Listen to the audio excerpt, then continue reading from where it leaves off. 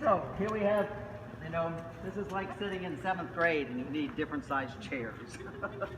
Some of them are 6 feet tall and some of them are 5 feet tall. They have a very well-developed filly. You can see the difference here, a few months does.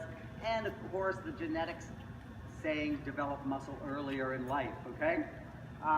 Pedigree-wise, she's by Pablito. Pablito now stands in the United States. I saw Pablito do his 2-year-old licensing in Germany. Very attractive horse.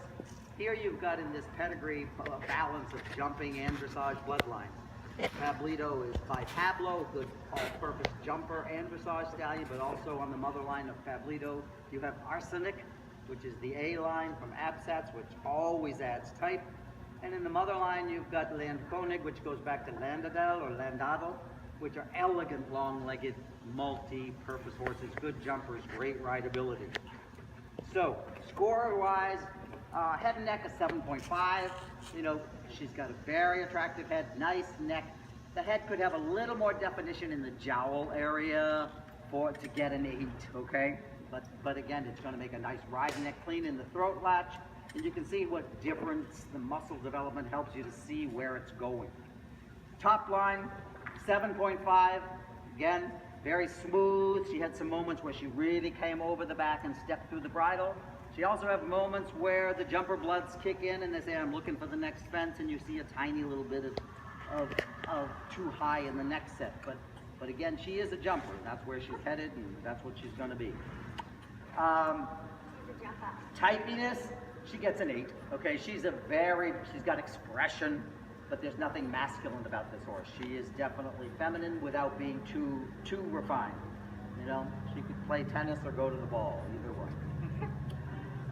Front leg, she gets an 8. Again, I said we have seen some legs lately, especially the front leg, where we're really concerned about the number of foals or young horses that are back in the knee, which is not something you want. This horse has a nice flat knee, nice clean cannon bone, a little bit of give in that knee. I'd much rather see a little bit too much set and tiny bit of, see here where she stops, she wants, that line should be cannon bone hock to her butt, and it's about 2 inches out.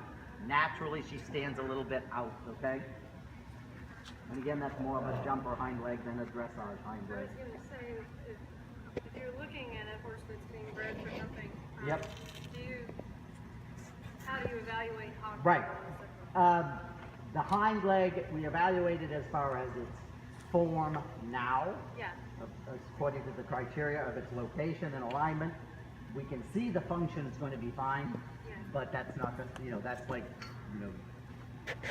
hunters and jumpers in a hunter class. Yeah. Okay, you have to go by the criteria of that. Function-wise, it's not going to be a problem. We just have to comment on it. Correctness, she gets an 8.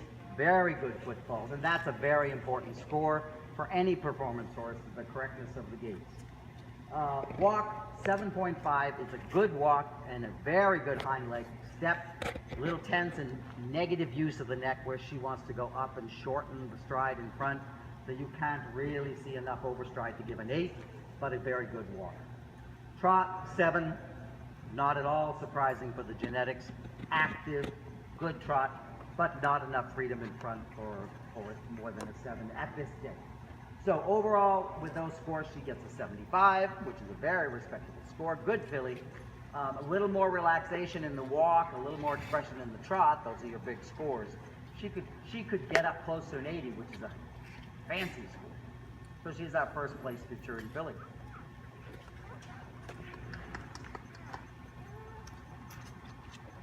You want pictures with your ribbon?